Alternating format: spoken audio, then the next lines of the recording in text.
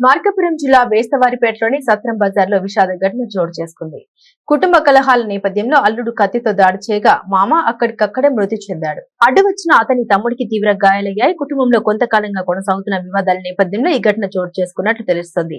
సోమవారం జరిగిన వాగ్వివాదం తీవ్ర స్థాయికి చేరుకోవడంతో అల్లుడు ఆగ్రహంతో కత్తితో దాడి చేసినట్లు సమాచారం.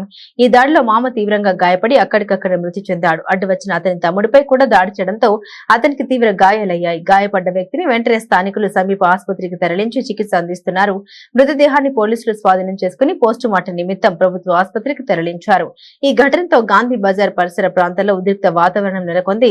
సమాచారం అందుకున్న పోలీసులు వెంటనే సంఘటన స్థలానికి చేరుకుని పరిస్థితిని అదుపులోకి తీసుకొచ్చారు. కేసు నమోదు చేసి దర్యాప్తు ప్రారంభించారు. ఘటనకు గల పూర్తి కారణాలు ఇంకా తెలియాల్సి ఉంది.